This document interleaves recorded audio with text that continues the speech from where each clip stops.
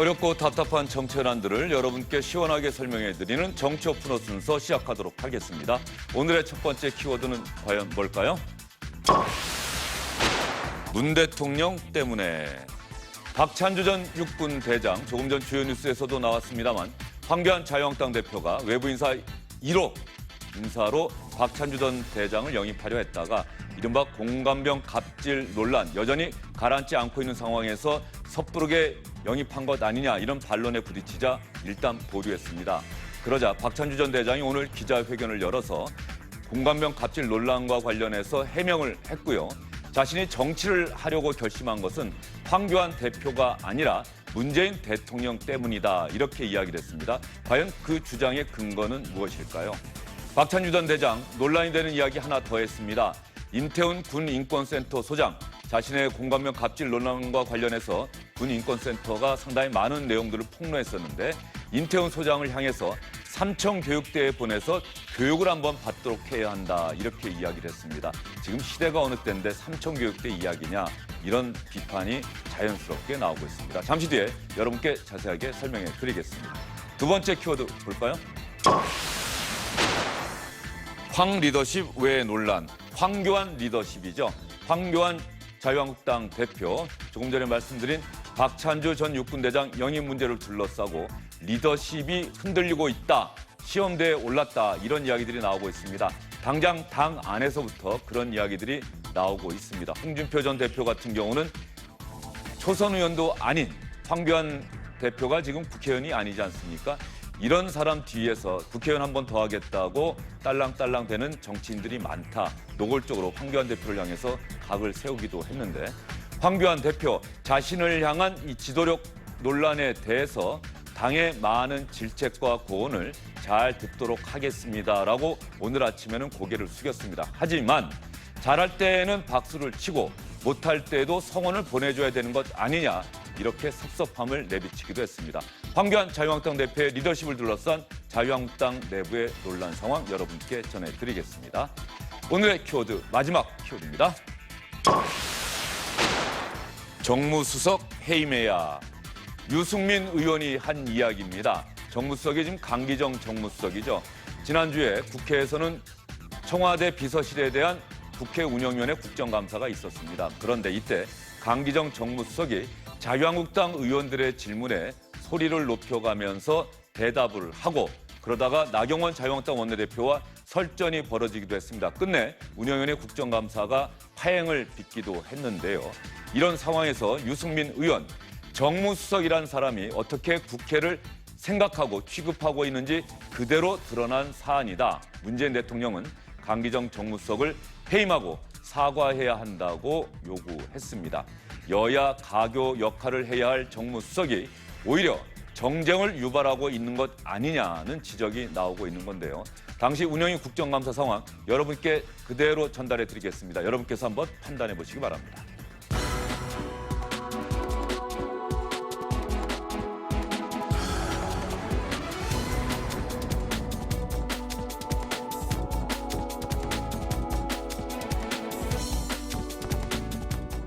정치 오픈호 순서 본격적으로 시작을 해보도록 하겠습니다. 먼저 박찬주 전 육군대장 기자회견 소식 여러분께 전해드리겠습니다. 처음 키워드 소개해드릴 때 여러분께 말씀드렸죠. 자신이 정치를 하려고 하는 것은 황교안 대표의 영입 때문이 아니라 문재인 대통령 때문에 정치를 하려고 한다. 이렇게 주장했습니다.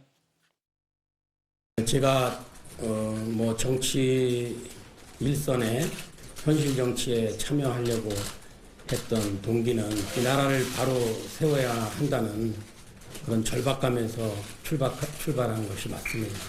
군 통수권자가 좋은 전쟁보다는 나쁜 평화가 낫다. 군대를 향해서 이런 얘기를 하고 있습니다. 여러분 성경에 보면 소금이 짠맛을 잃으면 어디다 쓰리요? 마찬가지입니다. 전쟁을 이길 군대를 어디다 쓰겠습니까? 저를 정치 현장으로 불러들인 것은 황교안 대표가 아닙니다. 문재인 대통령입니다. 예, 자신을 정치로 불러들인 것은 문재인 대통령이다. 이렇게 주장을 하고 있습니다. 윤태곤 더모아 정치분석실장, 장성철 공론센터 소장, SBS 이영근 논설위원 함께합니다. 세 분 어서 오십시오. 네, 반갑습니다. 안녕하세요. 먼저 문재인 대통령이 자기를 정치로 불러들였다라고 이야기를 했는데 도대체 문재인 대통령의 어떠한 면이 자기를 정치로 불러들였다는 겁니까? 지금 뭐 조금 전에 그 인터뷰 기자회견 장면에서 좀 얘기를 들으셨습니다마는 자신이 현실 정치에 참여하게 된 동기는 문재인 대통령이 들면서 불과 2년 전까지만 해도 세계 최강의 군대였던 우리 국군이 불과 2년 만에 민병대 수준으로 전락했다. 그 이유는 군 통수권자인 문재인 대통령의 잘못된 인식 때문이고 그 문제 때문에 우리 군을 제대로 돌려놓기 위해서 자신이 현실 정치에 참여하게 됐다. 이렇게 설명을 하고 있습니다. 예. 지금 대한민국의 대통령은 있지만 군 통수권자가 존재하지 않는 상황이다. 이렇게 또 주장을 하고 있는데 박찬주 전 대장의 주장에 대해서 시청자 여러분께서는 어떻게 생각하실지 모르겠습니다. 장소철 소장 생각은 어떠세요? 저는 일부분에 대해서는 동감을 표합니다. 그러니까 군대가 되게 많이 약화됐고 훈련도 많이 축소가 됐고요. 그다음에 쉬는 시간에는 군인들이 뭐 휴대폰만 본다. 그런 비판을 또 야당에서는 많이 했었습니다. 그래서 예전에 이제 저희가 군에 있을 때와는 다른 지금 훈련과 행동을 그다음에 생활을 하고 있다. 그것이 전투력의 약화로 이어지는 것이 아니냐라는 지적에는 동감을 합니다. 예. 공감하지 않는 부분은 어떤 부분입니까? 뭐 문재인 대통령 때문에 뭐 민병대 수준으로 전락했다 이렇게 좀 우리나라 군을 폄하하는 것은 좀 너무 과한 표현이 아닌가라는 생각이 듭니다. 예. 어떻게 생각하세요, 윤태원 시장은? 두 가지 문제를 지적하고 싶은 게요. 일단 시기의 문제. 예. 지난주 후반에 이분이 이제 한국당 1차 영입 명단에 들어가기로 알려졌지만 당내 반발이 심해가지고 이게 뭐 이분만 빠졌지 않습니까? 예. 그래서 이제 황교안 대표가 뭐 두 번째로는 할 수 있다 뭐 이런 논란이 벌어지고 있는 와중이었는데 왜 하필 월요일 날 또 이런 기자회견을 했느냐? 상식적으로 본다면 이렇게 이 인물을 키워 나가고 싶다면은 뒤에서 좀 황 대표라든지 당이 좀 뭐랄까 정치적 케어를 하는 게 맞거든요. 근데 혼자 이제 내보낸 것. 두 번째로 내용이 문제인데요. 현 정부의 이제 국방 정책에 대해서 비판할 수 있어요. 보수적인 관점에서 비판할 수 있는데 그리고 또 공감하는 분들도 일부 있을 수 있습니다.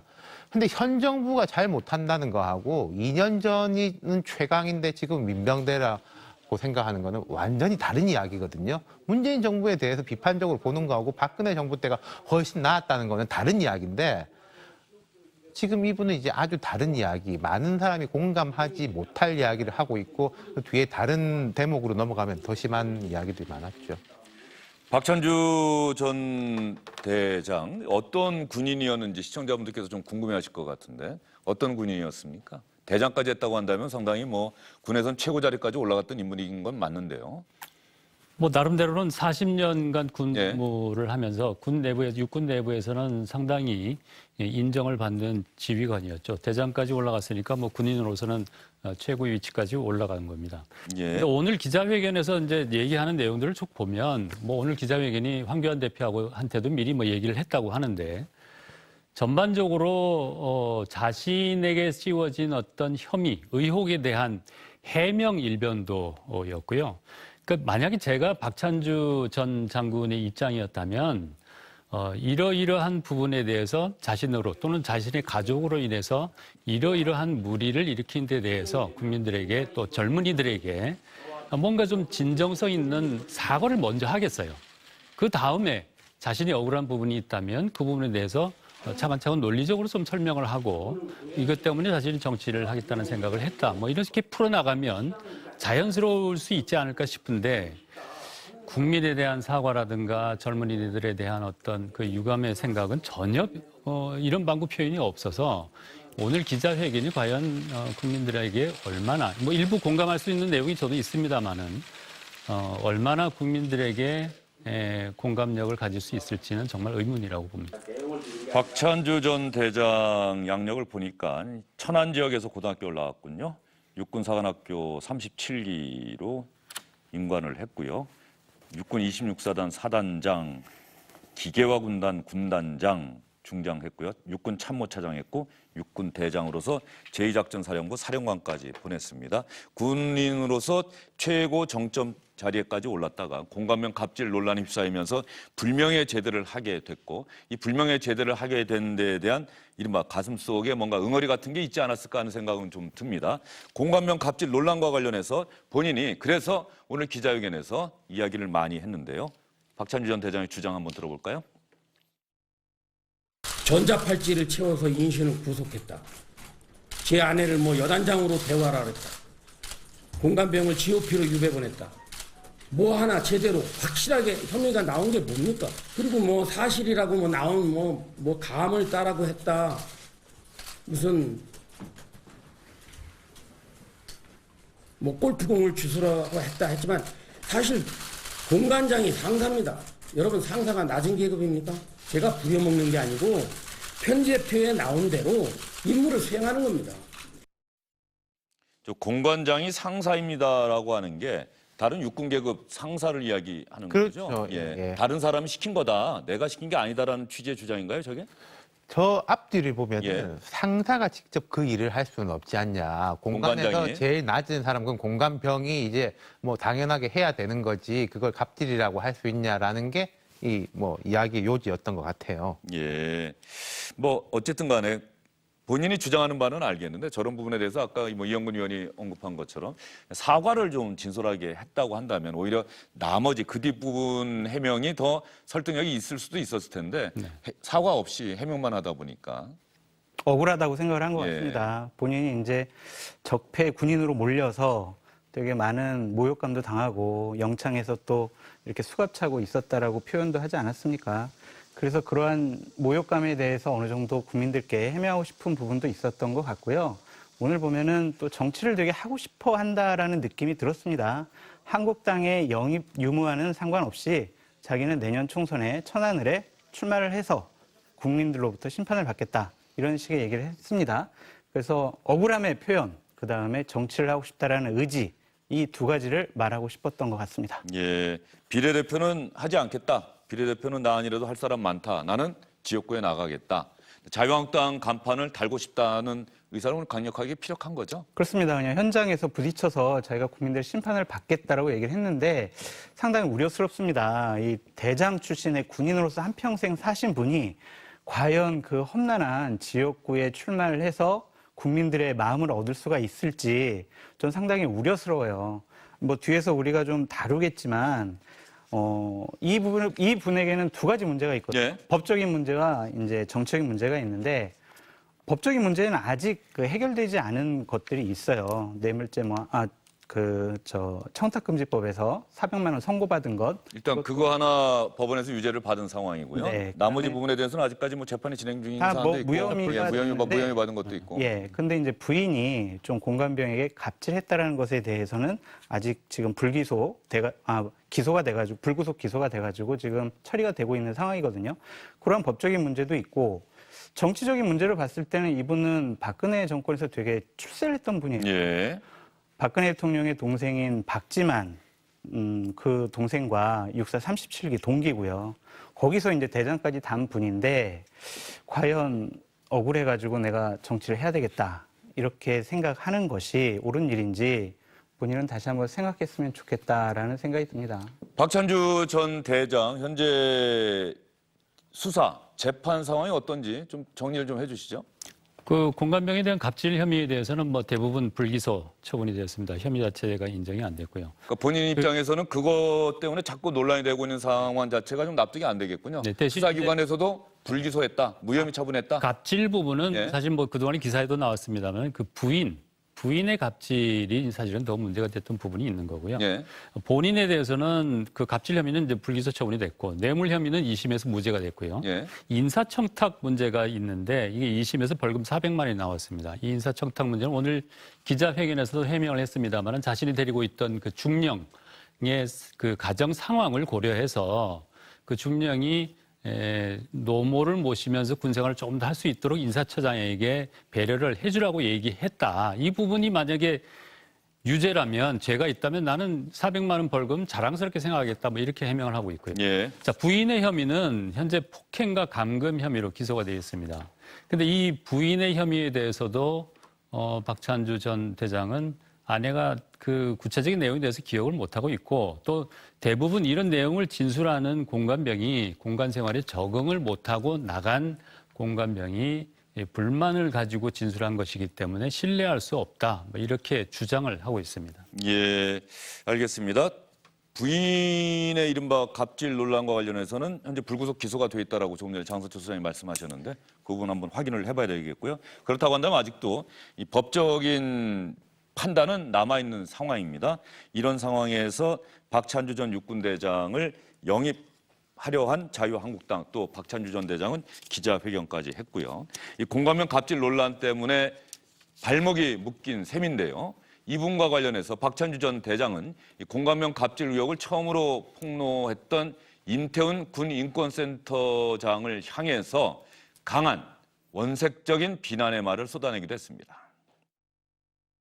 군 인권센터 소장은 삼청교육대 한번 교육을 받아야 좀 되지 않는 사람인가 이런 생각도 갖고 있습니다.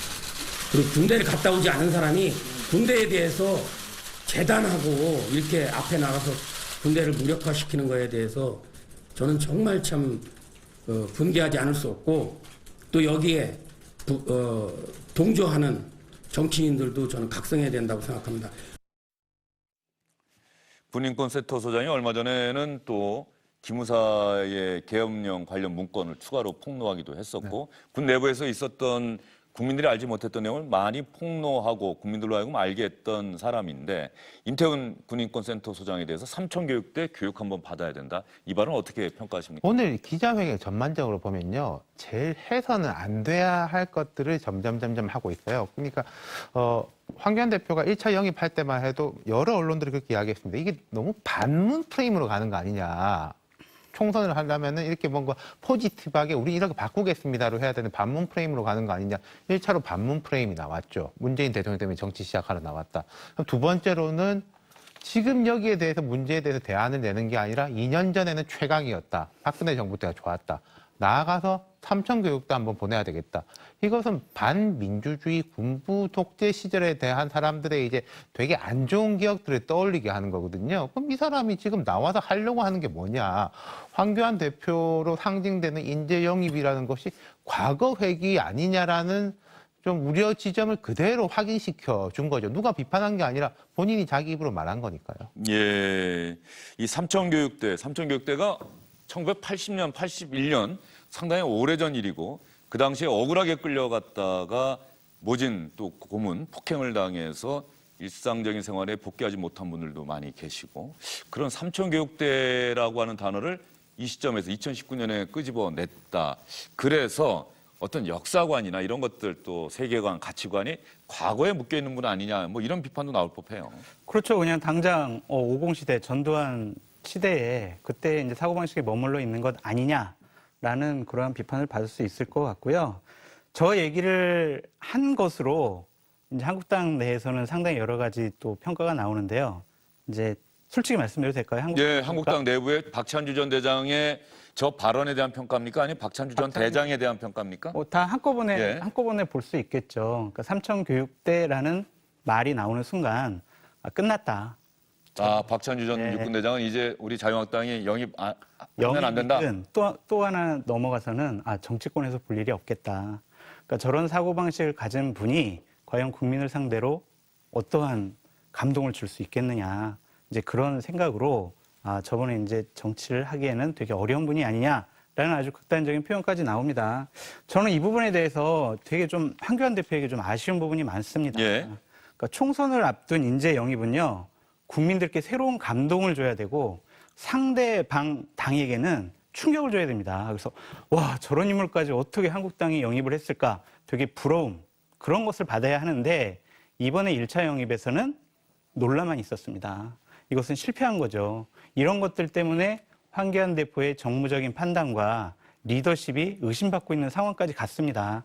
다행히 오늘 이제 황교안 대표가 좀 더 살펴보고 다시 한번 좀 면밀히 검토하겠다라고 얘기를 했는데 2차 영입을 뭐 곧 하겠다라는 얘기까지 있습니다. 네, 그런 것들은 좀 서두르지 말고 찬찬히 좀 살펴봤으면 좋겠다라는 생각이 듭니다. 예. 지난주에 다른 자리에서 그런 말을 한 적이 있어요. 이분이 이제 빠진 것에 대해서 되게 잘못한 건데 한국당의 자정작용을 보여준 거라는 점에서 되게 긍정적이다. 최고위원들이 이거 안 된다라고 브레이크를 걸어가지고 수용한 거지 않습니까, 대표가. 근데 또 기자회견을 해가지고 또 불을 붙였거든요. 참 안 좋죠. 안 좋은 예. 일이죠. 알겠습니다. 황교안 대표 얘기 들어봐야 되겠는데 그 전에 삼천교육대 관련해서 제가 좀 찾아봤는데 80년 8월 4일에 사회학 1소 특별조치와 이희성 계엄 사령관의 계엄 포고령 13호 발표에 이어서 삼청 5호 계획이라는 이름하에 진행이 되었고 81년 1월까지 6만 755명 체포하고 보안사령부, 중앙정보부, 헌병대 요원 등으로 구성된 심사위원회에서 4등급으로 분류해서 4주 교육 후에 6개월 복역하게 한 다음에 2주 교육하고 훈계 방문하고 등급별로요.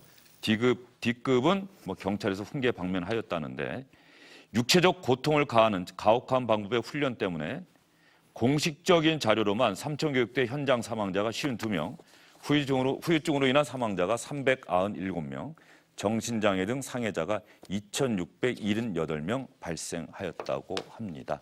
이런 삼천교육대의 군인권센터 소장이 가서 교육을 받아야 한다 이렇게 이야기를 한 건데요. 박찬주 전 육군대장 이런 상황인데 그래도 영입할 겁니까? 라는 기자들의 질문이 참 많이 나왔습니다. 황교안 대표는 뭐라고 대답했을까요? 박찬주 대변인 기자회견을 하는데요. 그 여기 관련해서 입장이 달라지신 건가요? 저희의 입장은 같습니다. 좋은 인재들이 당에 많이 들어오셔서 국민을 위해서 함께 일할 수 있도록 그렇게 하겠다는 것이 일관된 입장입니다. 발표가 보류된 상황인데 그리고 뭐 언제쯤 다시 또 발표를 하시겠다. 무슨 발표가 보류됐어요? 박찬주 전 대장 관련해서. 보류됐대요? 가능성은 뭐 열려있다 그렇게 해석을 하면 될까요? 국민들이 우려하는 부분들이 있으니까 이런 부분들에 대해서 잘 살펴서 그러나 이제 우리에 대한 우리 자유한국당의 인재 영입은 계속됩니다. 보류됐어요? 보류됐대요? 일종의 저건 유머입니까? 이영근이요? 유머스럽게 대답한다고 하는 것 같은데요? 황교안 대표의 독특한 화법이라고 봐야 되겠죠. 저분이 예. 말씀하시는 걸 대체로 보면 대체로 원론적으로 얘기를 합니다. 그러니까 원론적이라는 것은 그 이후에 어떤 행동을 할 것인가에 대한 여지를 충분히 남겨놓는다는 얘기죠. 그러니까 오늘 이 기자들 질문에 대답을 한 건 오늘 오전 최고위원 회의 들어가기 직전이거든요. 그러니까 박찬주 전 대장이 기자회견을 하기 전입니다. 그러니까 그 당시 이미 이제 기자회견을 할 거라는 걸 알고 있었겠는데 삼천교육대 얘기까지 나올지는 뭐 예상을 못했겠죠. 그러니까 오늘 박찬주 전 대장의 기자회견에서 나온 얘기가 또다시 더 큰 논란으로 확산이 되면 어떤 식의 결심을 하게 될지. 제가 보기에는 31일 날 인재영입 발표를 1차를 하는 상황에서도 그분은 배제된 게 아니고 정말 귀한 분이다. 안보 분야의 인재 영입할 때 또 얘기가 나올 거다는 식으로 얘기를 했어요. 그거 보면 이분을 자기는 포기할 수 없다는 생각을 가지고 있었던 것 같은데 오늘 오전까지도 아마 그런 생각을 가지고 있지 않았을까 하는 생각이 듭니다. 근데 지금 상황에서는 또 어떤 생각을 하게 될지 두고 봐야 되겠죠. 예. 박찬주 전 육군대장, 장성철 소장이 자유한국당 내부 사정을 잘 알아서 한국당 내부에서는 끝났다라고 하는 평가가 나오고 있다고 하는데 황교안 대표의 저 답변 또 1차 보류한 상황에서도 황교안 대표는 계속해서 저런 이야기를 하고 있어요. 영입할 의지는 있는 것 아닌가. 기자들은 당연히 그렇게 생각하지 않겠습니까? 그러니까 이게 박찬주라는 인물에 대해서 1차 영입 명단에 오르기 직전에 저희 말로는 이게 좀 판을 깔아놓는다고나 할까요? 황교안 대표가 직접 공을 들인 사람이다. 몇 번이나 만났다. 이런 것들이 이제 관계자 발로 쏟아져 나왔거든요. 그러니까 황교안 대표 입장에서는 이거는 내가 뛰어서 만든 1호라는 그 애정이 있었던 것 같아요. 근데 그 애정을 쏟은 이 대상에 대해 가지고 금방 말하자면 손절매를 못 하고 있는 거죠, 여전히. 예. 제가 이제 한 가지만 더 말씀드리면 저 우려스러운 게 있어요. 어차피 선거는 과거냐 미래냐의 싸움인데 지금 1차 영입자들을 보면 결국에는 박근혜 대통령 시대의 사람들이었어요. 박근혜 대통령 때 뭐 했던 그런 분들인데 과연 과거의 박근혜 대통령의 사람들로 미래의 황교안 대표의 시대를 열어갈 수가 있느냐. 전 그 부분에서 되게 회의적입니다. 그렇기 때문에 과거에 자꾸 연연하지 말고 황교안 대표가 눈과 귀, 발걸음 모두 다 미래로 향했으면 좋겠다라는 생각을 합니다. 예, 알겠습니다. 황교안 대표가 이 외부 인사 영입 이 과정에서 리더십에 좀 상처를 입은 것 아니냐 이런 지적이 내부에서도 나오고 있는데 실제로 황교안 대표 최근 며칠 동안의 발언을 가만히 들여다보면은 황교안 대표 입장에서는 왜 이러지 잘 이해를 못하겠다라고 하는 그리고 내가 뭘 잘못했는데라고 하는 반발 의식도 보이고 오늘 아침 발언을 보면은 그럼에도 불구하고 내가 이쯤에서는 고개를 숙여야겠다고 판단을 했다는 그런 발언이 나왔습니다. 대표님이 어떤 좀 리더십에 좀 상처를 받았다는 지적도 있는데 좀 이에 대해서는 좀 어떻게 생각하시는지요? 글쎄. 그걸 당에 물어보세요. 그 뒤에서 물어보지 말고 정식으로. 뒤에서 누가 뭐 한 인사는 이랬다. 그 한 인사가 누군지 얘기를 하시면서 하세요. 잘해도 박수치고 못해도 격려하세요. 내부 총질하지 말아야 되지 않겠습니까? 최근에 우리 당을 위한 많은 질책과 고언들이 있었습니다. 저는 당대표로서 무거운 책임감을 갖고 앞으로도 당의 혁신과 통합을 통해서 새 정치를 국민 여러분들에게 보여드리겠다는 다짐을 드립니다.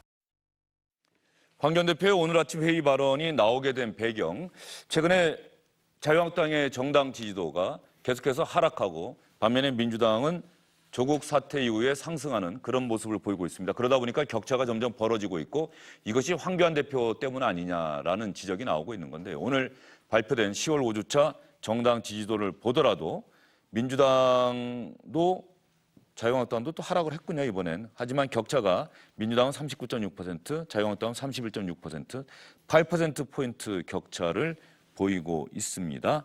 이 정도라고 한다면 오차범위 밖이란 이야기고요. 갤럽의 여론조사를 보면 거의 조국 사태 이전으로 더불어민주당과 자유한국당의 정당 지지도 격차가 벌어졌다는 그런 응답이 나왔습니다. 17%포인트까지 정당 지지도가 벌어진 이런 상황이다 보니까 홍준표 전 대표 같은 경우가 그동안 뭐 페이스북, SNS 활동하겠다, 안 하겠다, 당분간 중단하겠다고 하다가 이제는 아예 계속해서 하고 있는데 홍준표 전 대표도 황교안 대표를 향한 비난 상당히 거세게 하고 있는 것 같아요. 이영근 의원. 상당히 뭐랄까 좀 원색적으로 비판을 했다고 봐야 되겠죠. 지금 뭐 박근혜 시대의 친박이 친황으로 말을 갈아타고 주류 행세를 하고 있다. 그 와중에 비박은 눈치 보는 천덕꾸러기 신세가 됐고 정치 초년생 데려와서 그 밑에서 딸랑거리면서 국회의원 한 번 더 하고 싶으냐. 정치 초년생이라고 그러면 여기서는 뭐 황교안 대표를 얘기하는 거겠죠. 상당히 원색적인 표현이라고 봐야 되겠습니다. 예, 박찬주 전 대장에 대해서도 홍준표 전 대표는 50 시대에나 어울리는 분이지 지금 이 시대는 부적절한 인물로 보인다. 50 공안검사 출신이 50 장군을 영입했다는 비판을 받을 수도 있다고 보여진다. 나도 이분의 역정은 안타깝지만 영입할 인재는 아니라고 본다.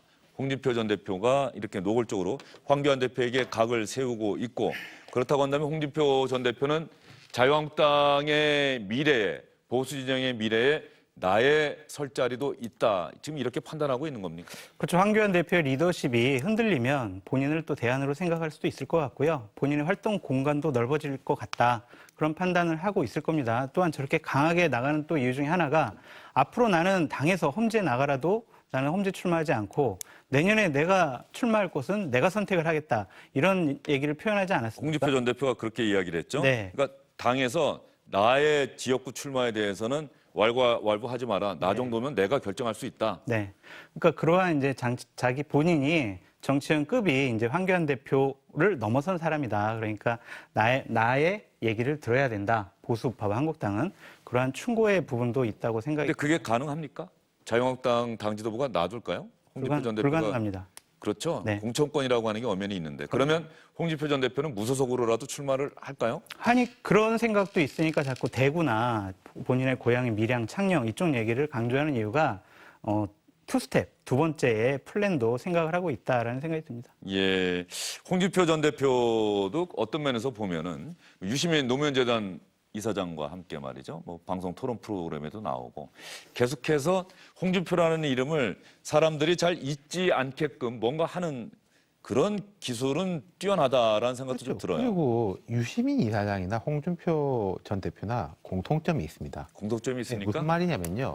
여권이 잘 돌아가고 인기가 좋으면은 유시민 전 이사장이 별로 역할을 할 게 없어요. 이제 좋은 TV 프로그램 나와가지고 이제 좋은 이야기 하고 다니면 되는 것이고 반대로 한국당이 잘 나가고 황교안 대표가 인기가 있으면 홍준표 전 대표가 별로 할 일이 없습니다. 얼마 전에 생각해 보십시오. 한두 달 전에 그 광화문에 사람들 많이 모일 때 이번에는 저도 나가겠습니다. 다 같이 뭉칩시다. 촛불 아니라 횃불 두고 나갑시다. 그랬지 않습니까? 예. 보태겠다는 식으로.